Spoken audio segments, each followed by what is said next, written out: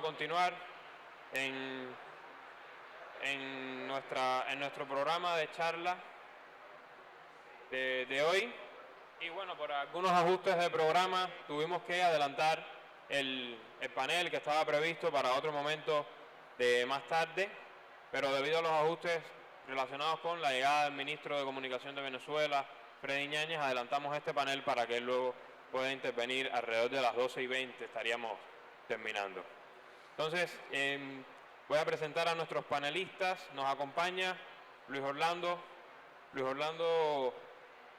Pérez. Luis Orlando Pérez es periodista, muy conocido en Cuba, tiene un espacio en Telesur, en Clave Política, que es muy seguido en el país, periodista, escritor, investigador, que también se dedica al análisis político internacional y realmente es muy efectivo y muy exitoso desde la comunicación política que defendemos desde nuestras perspectivas. También está con nosotros Araceli Aguilar, del Congreso Hispanoamericano de Prensa, periodista también, y nos acompaña el doctor Kawesi Prat, que es periodista, director de Pan African Television, estuvo presentando la televisora en la sala de proyectos TED Nuestra, habló también en un encuentro con nuestro presidente sobre su experiencia en Pan African Television, y yo creo que puede ser uno de los aportes a este panel, que tiene como título La comunicación y la información como centros de la disputa política mundial. Yo creo que con esta diversidad, Ecuador, México y Ghana, puede ser uno de los paneles más enriquecedores de nuestra mañana. Así que yo, sin más preámbulo, le doy la palabra a la compañera Araceli para que inicie con sus palabras. Gracias. Muy buenas tardes a todos ustedes. Antes que nada, antes de iniciar, quiero agradecer la invitación que nos hizo el presidente de la Unión de Periodistas de aquí de Cuba, Ricardo Ronquillo Bello. Agradecer esta grata invitación, para mí es la primera vez estar en un coloquio. Asimismo también quiero pasar los saludos de nuestro presidente del Congreso Hispanoamericano de Prensa, el doctor Amin Cruz.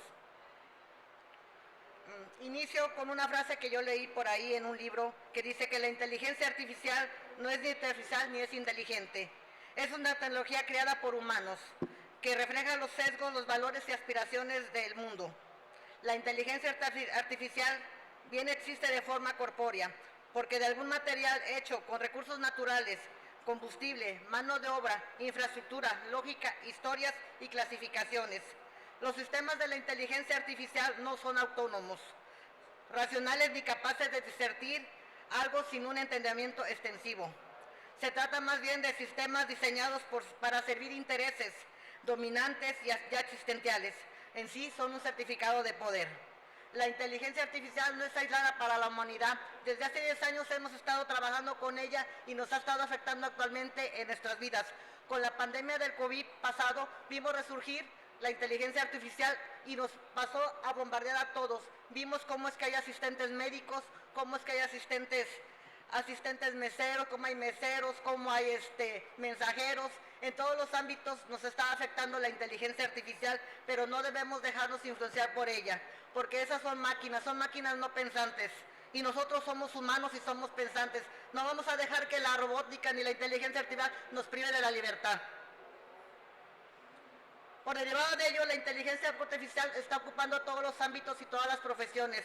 Y el Congreso Hispanoamericano de Prensa está enfocado a que la deshumanización no desaparezca, a que también se defienda la libertad de prensa, a que también se defienda la libertad de ser periodista. El periodista no debe desaparecer. Nosotros somos humanos, somos gente pensante, somos la voz de los que no tenemos voz.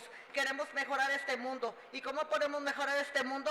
Haciendo alusión a que la gente conozca la verdad a través de diferentes medios, a través de la radio, a través de la prensa, a través, como dicen ahorita, por medios digitales, pero siempre enfocado en la verdad y no tener miedo, a enfrentar la realidad, a informar a la gente.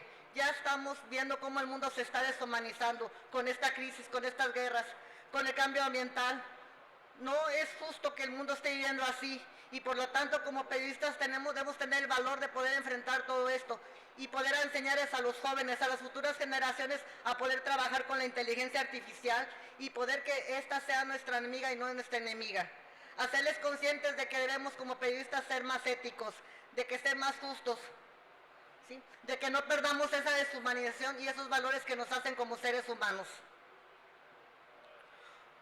Por lo que también tenemos que ser conscientes de que todos los contenidos generados por la inteligencia artificial no todos son reales. Muchas cosas traen documentación e información falsa, ¿sí? Traen imágenes falsas. Entonces, como periodistas tenemos que actualizarnos, tenemos que ponernos ad hoc con la nueva tecnología para que ésta esté a nuestro favor y nosotros nos empoderemos como periodistas y no la inteligencia nos afecta a nosotros.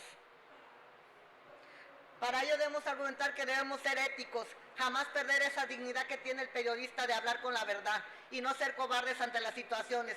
Nosotros no debemos jamás agachar la cabeza, al contrario, como periodistas tenemos que tener la frente en alto, dignificar nuestra labor como periodistas.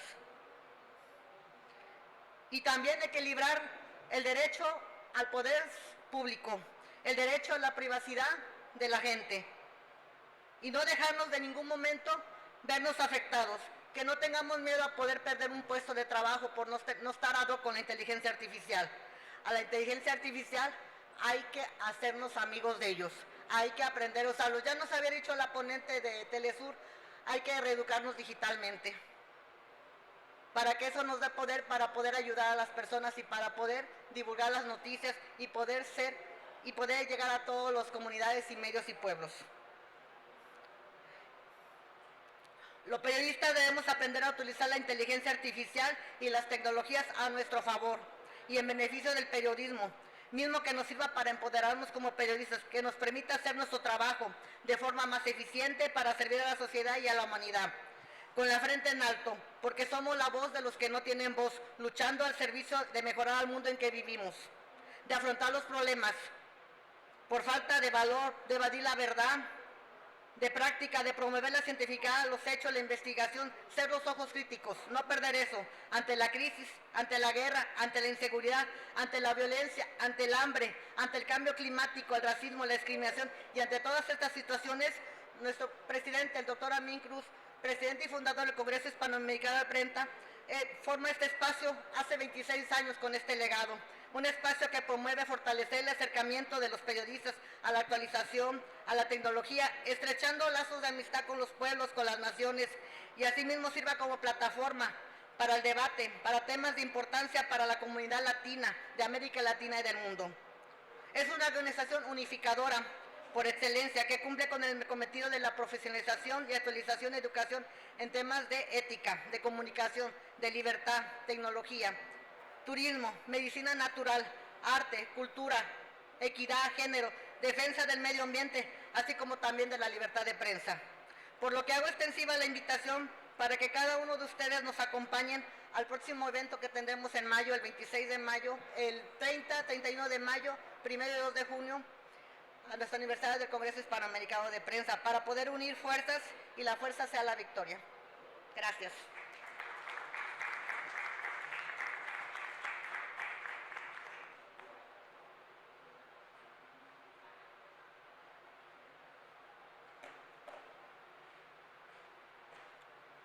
Dear comrades and friends,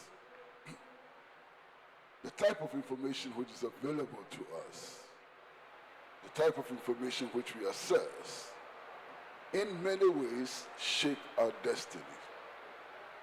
In many ways compel us to struggle for change or to remain conservative and to accept the existing status quo. Information is relevant. La información es relevante, la información es importante y también es la disputa global o la no existencia en lo absoluto de disputas. A través de los años, en África, en Asia, en América Latina, ha existido una herramienta constante para poder seguir el ejemplo del mundo occidental. Han habido herramientas para seguir el Reino Unido, para seguir el ejemplo de Francia, para seguir el ejemplo de Alemania. Y a todos ellos, si uno quiere tener algún tipo de resultado en la vida cotidiana. Lo que no nos han dicho es que esta perspectiva del mundo occidental en la actualidad se ha hecho posible a través de años de explotación, a través de la acumulación de capital que hace que el mundo occidental sea próspero ante nuestros ojos. Lo que no nos han dicho tampoco es que esta prosperidad del mundo occidental es el resultado de un colonialismo clásico en que nuestros pueblos y la riqueza de nuestros pueblos fue hurtada, fue robada y lo que ha dado riqueza al mundo occidental. La parte que se lleva el mundo occidental no está disponible para todos nosotros. Nosotros no podemos simplemente copiar los estilos del occidente porque todo esto involucra la captura de la explotación de nuestros pueblos. Actualmente, y yo vengo de Ghana, si debemos seguir el ejemplo, nosotros seguimos el ejemplo de los británicos, podemos decir que nuestros ciudadanos fueron esclavos y hemos estado tratando de obtener nuestra libertad durante años. Ahora, si esta opción del mundo de Gran Bretaña estuviera disponible para nosotros, esto hiciera que otros y nosotros conjuntamente lucharan por la prosperidad. Pero esta no está disponible para todos nosotros. La colonización está disponible, pero la descolonización no está posible así de fácil para nosotros. O sea, ¿cuáles son las opciones que nos quedan? Las opciones que están disponibles en lo que llamamos el tercer mundo, en África, en Asia y en América Latina, es el desarrollo, el autodesarrollo basado en los principios del socialismo. Ese es el único curso disponible y válido para nosotros. En 1945 en Manchester, la Unión Panafricana urgió o instó a la unidad de África por la construcción en una óptica socialista. Actualmente muchos no están trabajando por esa Unión Panafricana. Muchos no han comprendido de la urgencia de construir esa unidad panafricana. ¿Por qué? Bueno, la respuesta es bien simple. Existen muchas personas en África actualmente y en todo el mundo que defienden la soberanía con métodos que a veces no son tan efectivos. En 1884, Otto von Bismarck invitó a otros líderes del mundo a sentarse a dilucidar y analizar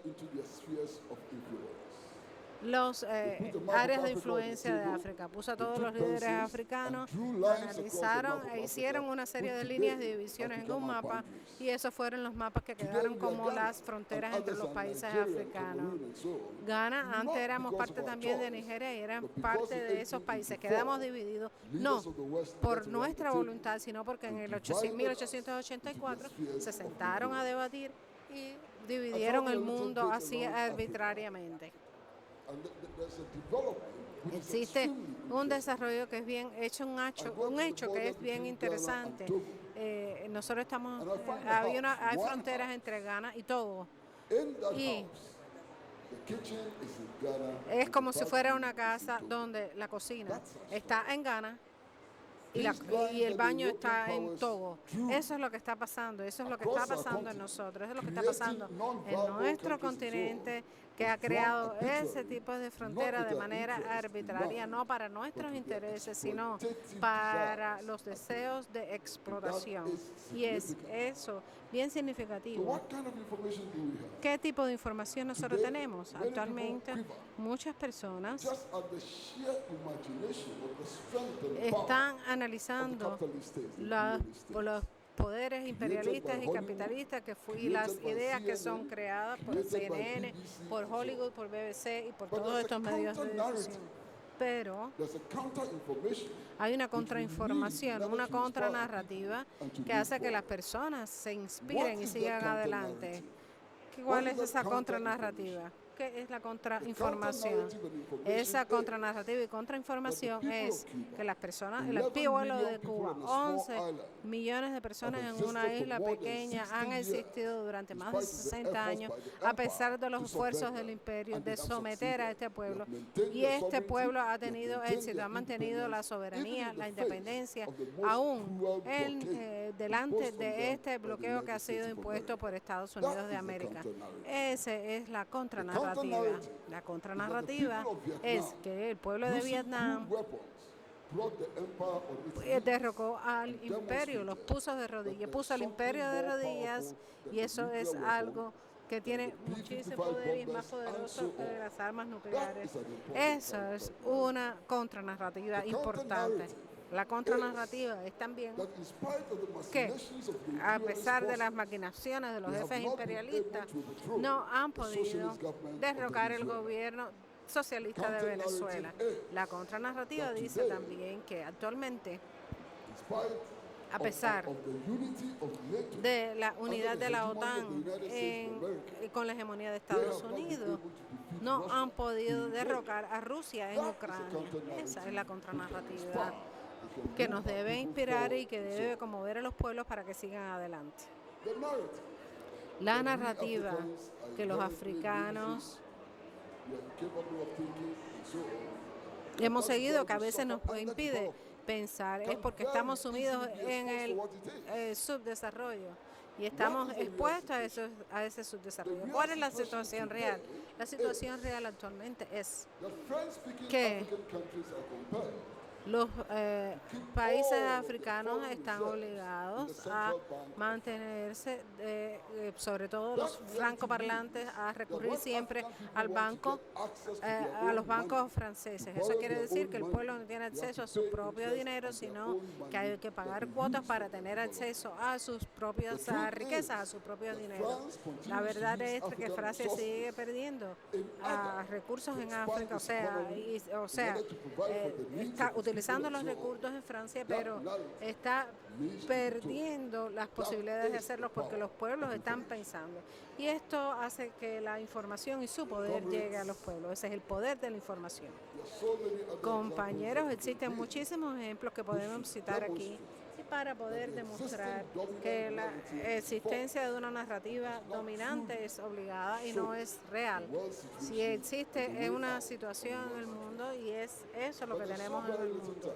Pero debemos concentrarnos en cómo la contrainformación, la verdadera información, la verdadera narrativa puede estar disponible como una fuerza movilizadora contra las fuerzas del imperialismo, contra el capitalismo, y poder construir un mundo nuevo que, como se dijo ayer, tenga que estar libre de las armas de destrucción masiva.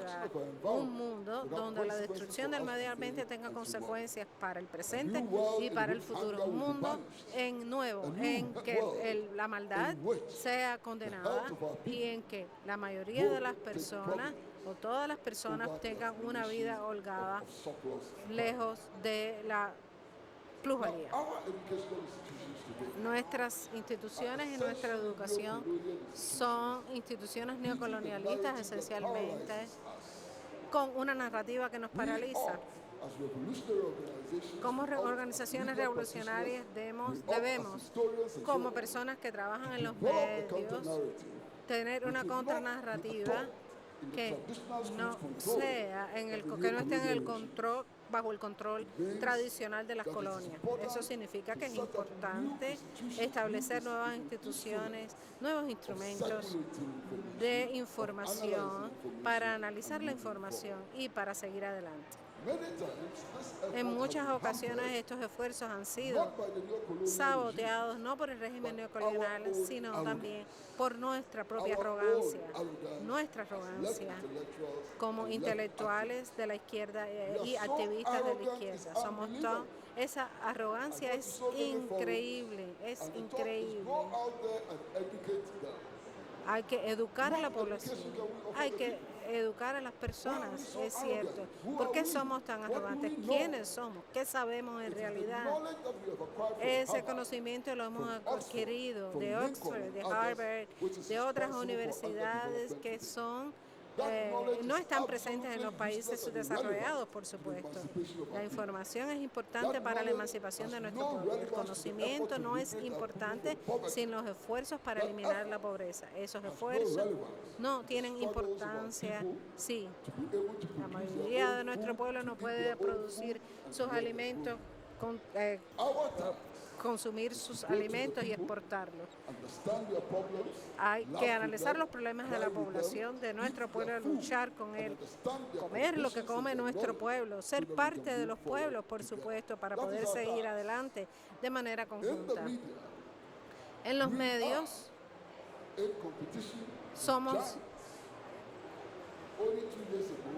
tenemos competencia, por supuesto. Hay fuerzas disponibles para el mundo occidental y claramente cada vez que analizamos, los británicos tenemos 6 millones de libras cada año para poder desarrollar sus medios de información. Y así como en el resto del mundo tienen millones, miles de millones de dólares para eso. ¿Cómo podemos competir si no tenemos ni 1% de esos recursos?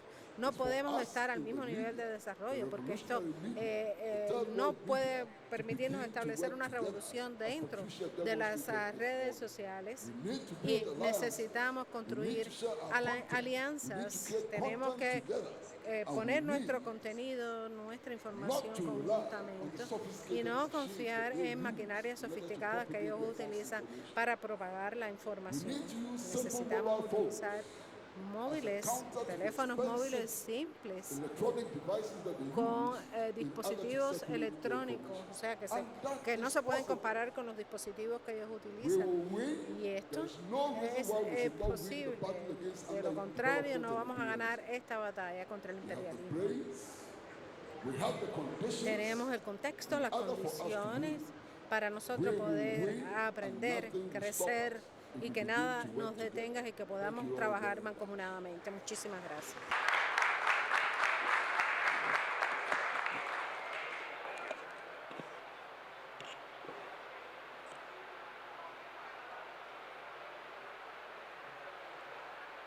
Hola. Sí. Gracias, buenos días a todos y todas y gracias también a quienes nos siguen por la transmisión de YouTube, que me parece que es muy importante que lo tengamos ahora. Para mí es un honor, es un enorme compromiso y además una enorme satisfacción estar en este país, participar en este evento en este país y además encontrarme con la gente a la que quiero mucho, a la que amo mucho desde muchísimos años, como aquí Abel Prieto, a quien le admiro siempre como un gran maestro. Gracias, Abel, por estar aquí.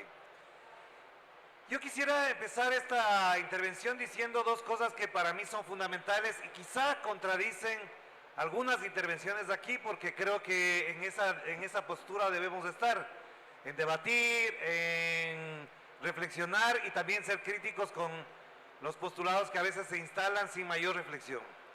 La primera, yo creo que efectivamente aquí hay un cambio enorme, quizás una transformación de la subjetividad de la cual no hemos dado cuenta y no nos hemos dado cuenta en algunos espacios para hablar particularmente desde el periodismo, que es de donde yo estoy hablando ahora. Es decir, hablo como periodista, hablo desde el periodismo y quisiera que esto se entendiera así.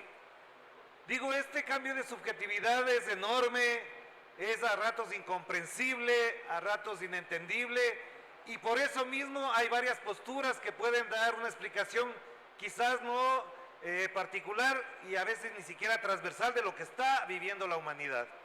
Porque efectivamente, una de las cosas que a mí me motiva a pensar es que este encuentro patria, y como dijo Martí, patria es humanidad, también nos debería obligar a pensar qué tipo de patria estamos hablando. Aquí hablaba Patricia Villegas, por ejemplo, de varias patrias, de varias Venezuelas, de varias Latinoaméricas, y podría decir yo, por ejemplo, en Ecuador que hay varios Ecuador, porque efectivamente ya hay otra dimensión en la que estamos instalados y que es una supuesta diversidad, más bien es una multiplicidad de visiones sobre a veces determinados temas muy puntuales. Y también, ¿qué es humanidad ahora? Habría que preguntarse desde el periodismo, desde la política, ¿qué es humanidad? ¿Qué significado le damos al sentido, al concepto y al sustantivo humanidad ahora, cuando se viven tragedias y genocidios en Gaza y hay ayudas humanitarias en Gaza? Y uno dice, ¿cómo se puede llamar ayuda humanitaria ir a dejar comida cuando lo que hay son decenas de miles de muertos por una acción concertada, legitimada por los grandes poderes fácticos del mundo y por los poderes además legitimados por la Organización de las Naciones Unidas? Y ahí creo que hay un tema fundamental que debemos que tratarlo y abordarlo. Y el segundo, que efectivamente tiene que ver con esto, es porque yo decía hace un rato que la gran transformación es de orden subjetivo. Y ahí hay un cambio que quizás nos está obligando a pensar desde otras dimensiones, incluso el ejercicio de nuestros oficios, de nuestros comportamientos ciudadanos, por ejemplo. Hay un libro que es muy importante para mí, que en los últimos meses me ha obligado a pensar y repensar lo que uno puede hablar en este tipo de eventos y en estos escenarios, que es el libro de Alexandro Barico, que es The Game. Abel sabe que Alexandro Barico es uno de los mejores narradores, novelistas que existen en este planeta, pero que tiene dos ensayos muy importantes. El uno es Los Bárbaros y el otro es The Game.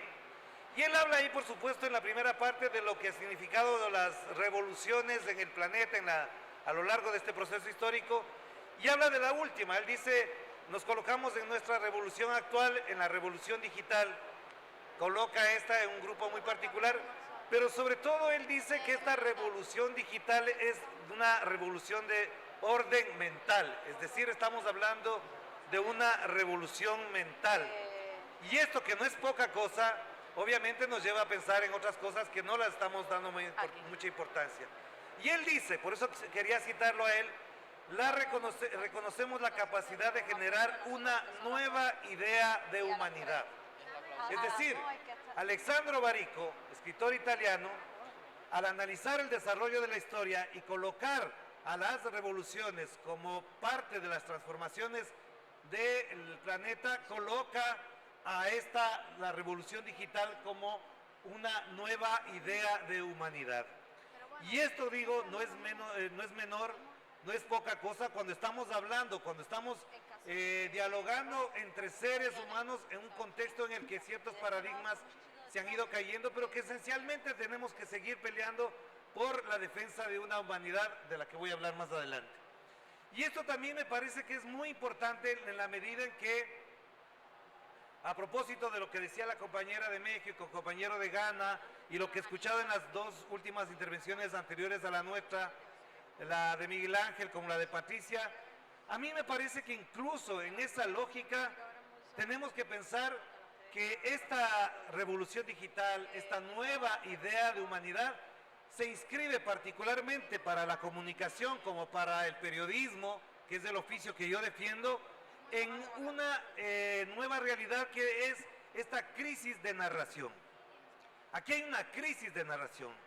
Yo no estoy de acuerdo, lo digo con franqueza y frontalmente, aquí no hay una crisis de información, no hay una crisis informativa. A mí me parece, y creo, estoy convencido, no solamente porque lo diga yo en particular, sino porque ya hay una reflexión permanente, constante, alrededor de esa crisis de narración. Y para eso, efectivamente, creo que es válido, algunos lo conocen bien, otros lo han leído y otros lo han abordado también, al filósofo coreano alemán Byung-Chul Han. Y él efectivamente dice en este libro que se llama La crisis de la narración, algo que a mí me atraviesa y me preocupa porque coincido con casi todos los compañeros que han abordado el tema. Aquí no se trata de un asunto de redes sociales, de tecnología, no subvaloro ni subestimo el impacto que tiene la inteligencia artificial, sino aquí es cómo con redes sociales, medios tradicionales, audiovisuales, escritos, digitales o con inteligencia artificial hay efectivamente una crisis de narración. Él dice, narración e información son fuerzas contrarias. La información agrava la experiencia de que todo es contingente, mientras que la narración atenúa esa experiencia, convirtiendo lo azaroso en necesario. La información carece de firmeza ontológica. Y además, ser e información se excluyen. A la sociedad de la información es inherente una carencia de ser, un olvido del ser. La información es aditiva y acumulativa, no transmite sentido, mientras, ojo, que la narración está cargada de él, de sentido. Sentido significa originalmente dirección. Y a mí me parece que la disputa y la mayor discusión que podemos tener es si a esa narración, si a ese sentido de la realidad le estamos dando contenidos y le estamos dando formas periodísticas, comunicacionales.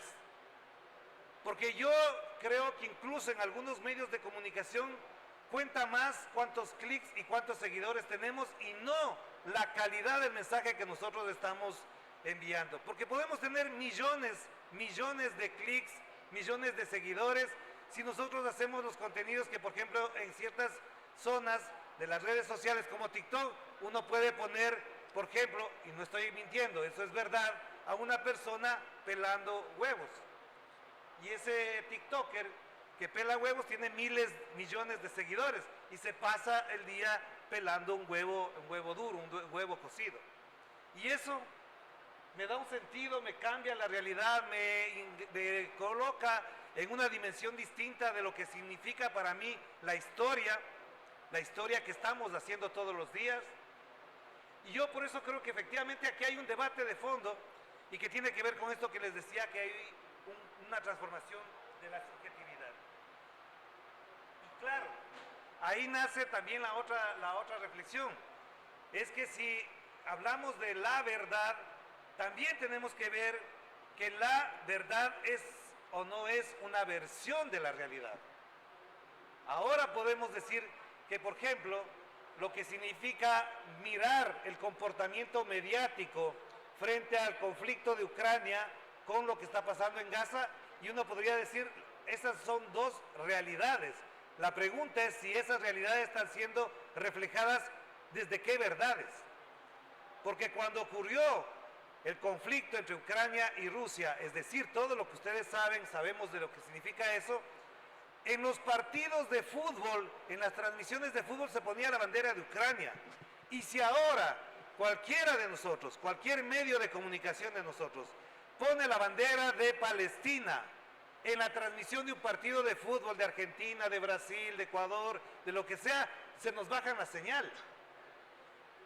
Entonces uno dice, ¿de qué verdad me están hablando? ¿Por qué se legitima en un partido de fútbol que no es nada político una bandera de Ucrania y en otro partido de fútbol no se coloca la bandera de Palestina? Y yo creo que esto, que no siendo menor, como insisto, está denotando ese cambio de subjetividad que es poderoso. Y entonces ahí nace la otra pregunta, como que somos periodistas, nos hacemos preguntas y a veces no tenemos a quien entrevistar para que nos dé las respuestas adecuadas. Yo me pregunto constantemente, a la hora de hacer el ejercicio de periodismo, ¿quién comunica, quién informa desde esa nueva subjetividad, desde esa otra subjetividad? ¿Quién está informando? Y me dirán, unos sí, otros no. Claro, esa nueva forma de comunicación la están haciendo los TikTokers, los YouTubers, los jóvenes, los millennials. Y yo creo que ahí no entramos en un problema ni generacional ni etario. Ahí estamos entrando en un tema que ese comportamiento de jóvenes o de maduros o de adultos está inscrito en esa nueva subjetividad de la cual no estamos siendo incluso más críticos o más conscientes de que nos está obligando o nos está permitiendo otras formas de comunicación. Insisto, esto para mí es muy importante. Y al mismo tiempo, en esta lógica, viene la pregunta que en las aulas de periodismo se harán algunos ahora, y algunos académicos siguen con los mismos textos de los años 80, 70 y 60, cuando la cosa ya cambió. ¿Por qué? Porque uno dice, a ver, partiendo de lo que les converso, de que hay un cambio de subjetividad, yo me pregunto, entonces tenemos ahora periodismo objetivo o tenemos periodismo subjetivo? ¿Qué hacemos? ¿Seguimos con la lógica de ese periodismo objetivo o nos estamos instalando en un periodismo subjetivo del cual hay una serie de expresiones que a mí me preocupan mucho porque ya dejarían de ser periodismo, ya tendrían que ser otra cosa? A mí me parece que efectivamente, si vamos a hablar de un periodismo del que estamos viviendo, se trata de un periodismo subjetivo con todo lo que implica eso. Porque siendo subjetivo, ese periodismo no necesariamente está comunicando adecuadamente la verdad o no está reflejando adecuadamente la realidad. Y en eso, sí les digo a compañeras y compañeros que están aquí, que debatimos a la hora de almorzar, de tomar un café, de salir en la guagua, en el bus, para irnos a otro lado, me parece que está latente esa discusión. Está presente esa discusión ahí. Y cuando venimos para acá, volvemos otra vez sobre los paradigmas, sobre los constructos tradicionales, y no nos ponemos a debatir y a discutir sobre eso porque efectivamente parecería que rompemos del molde porque no queremos caer en el periodismo subjetivo. Y yo creo que hay que meterse en el periodismo subjetivo, hay que entrar en el periodismo subjetivo, porque esto está dando lugar a algo que es grave. Y yo lo vivo con la experiencia que se expresa en el Ecuador todos los días. En el Ecuador vivimos un estado de violencia, un estado policíaco, militarizado, con las bandas criminales instaladas ahí. Y entonces ocurre que en ese estado de violencia, de inestabilidad incluso emocional para todas las familias, donde 34,000 ecuatorianos y ecuatorianas se han ido en los meses de enero y febrero del país porque no quieren estar ahí, y si les preguntan a los jóvenes o a los mayores si quieren estar en el país, un 45% de la población ha dicho que se preferiría irse del país. Entonces yo digo, en este escenario, en estas condiciones, importa la verdad. Estamos convencidos que nos importa la verdad. No, porque parecería que a muchos periodistas lo que les importa es esa subjetividad con fines políticos, con fines incluso de narcotráfico y de bandas criminales. En el Ecuador ya no hay periodistas que hablan desde la investigación, ya no hay periodistas que hablan desde el reportaje, sino hablan desde sus convicciones. Y algunos, no digo pocos, algunos periodistas están convencidos o tienen convicciones que nacen del cheque de la USAID, del cheque de la NED, y en algunos casos, como se ha descubierto en el Ecuador, están en la convicción del cheque o del dinero en efectivo que pagan las bandas criminales a esos periodistas, para construir un enemigo, construir un adversario histórico que se llama Rafael Correa o se llama correísmo. Ojo, esto no es cualquier cosa. En función de esto les digo, aquí hay un problema grave de ese periodismo subjetivo que estamos viviendo. Cierro con lo que tenía que decirles porque en esta lógica, obviamente, viene el gran debate. ¿Cómo hacemos periodismo? O ese periodismo subjetivo, en ese cambio de subjetividad, ¿cómo hacemos periodismo desde las redes? ¿Cómo hacemos periodismo desde los medios tradicionales? ¿Cómo hacemos periodismo escrito? Porque parecería que ya no existe. Es decir, yo traje este ejemplar porque me da orgullo tener entre mis manos este periódico que se llama Patria y poderlo leer. Pero parece que incluso, para no estar ajeno a las nuevas generaciones y a las lógicas de la revolución digital y del periodismo digital, etcétera, esto parecería arcaico y no sirve para nada. Y es al contrario, me parece que es muy importante que lo tengamos a la mano. Cierro solamente con esto porque efectivamente a mí me parece que hay en este momento una discusión enorme que el periodismo no lo ha abordado y que parecería que se tiene que legitimar todos los días. Nos están exigiendo todo el tiempo de que no hablemos de política, que la sociedad deje de lado la política y que los periodistas también seamos apolíticos, que no podemos hacer política. Y les comentaba a los compañeros hoy en el desayuno y les decía, ¿cómo hacemos política si voy a la mesa con parientes, amigos y me dicen, no, aquí no vamos a hablar de política? Y en medio de la conversación, en Ecuador, como puede ser en Colombia, como puede ser en Perú o en otros países, en medio de la conversación familiar, el uno cuenta que su hijo o su pariente se ha ido del país. El otro dice que se quedó sin trabajo. El otro dice que le mataron a un pariente. El otro cuenta que efectivamente le han vacunado a un negocio. En Ecuador vacunar se llama extorsión, que es lo que pasaba en Colombia y ahora se vive en el Ecuador el fenómeno de la vacuna. Y entonces uno pregunta y dice, si están vacunando, asesinando, huyendo, desempleando, estrechando el Estado, dejando sin recursos a la salud, a la educación, no vamos a hablar de política. Si esa es la política, esa es la política. Y los periodistas dicen, no, no hay que hablar de política. Hagamos ahora otra cosa, hagamos música, hagamos cualquier cosa, pero no hablemos de política. Claro, pero cuando se va la gente, cuando muere la gente, le asesinan a la gente, no hay que hablar de política. Por tanto, solo cierro con esto, compañeros y compañeras, a propósito de lo que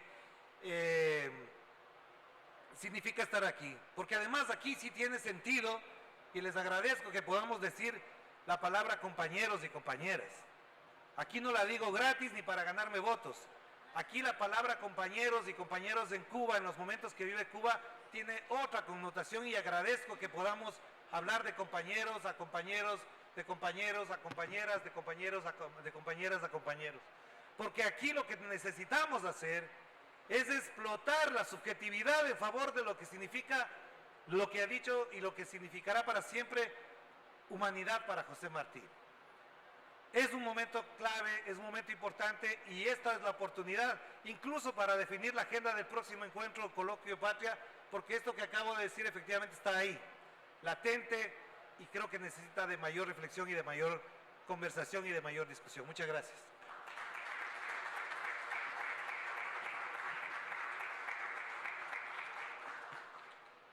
Muchas gracias a los panelistas. Yo creo que, como anticipábamos, fue una mesa muy útil desde la perspectiva de lo que significa el periodismo en sus preceptos tradicionales y la defensa de esos valores que quizás la vorágine tecnológica a veces introducen a cambio, desde la perspectiva descolonizadora, o sea, cómo pensar una prensa que también se descolonice cuando los paradigmas de la prensa vienen de las sociedades modernas tradicionales, de las sociedades que eran países coloniales. Entonces, cómo pensar una prensa desde los países colonizados o los países subdesarrollados, y lo que pone en el centro Luis Orlando también tiene mucha significación, porque es el periodismo como ente despolitizador, cuando en determinado momento fue precisamente lo contrario, y lo demuestra muy bien el periódico Patria. ¿Qué fue el periódico Patria sino un gran ente politizador de la emigración, un gran ente ideologizador de lo que fue la identidad del pueblo de Cuba para lanzarse una guerra? Y yo creo que es un debate que seguimos con deudas y que sin duda en el próximo coloquio o en el transcurso tendremos que seguir debatiendo al respecto. No voy a dar tiempo para el intercambio con el público porque estamos muy ajustados con el programa de nuestro coloquio. Entonces lo que voy a hacer es pedirles que un fuerte aplauso para nuestros panelistas y si tienen alguna duda se le aproximen cuando bajemos ahora, que viene ahora la conferencia de Freddy Ñáñez, ministro de Comunicación e Información de Venezuela y vicepresidente. Así que bueno, muchísimas gracias a ustedes por estar acá.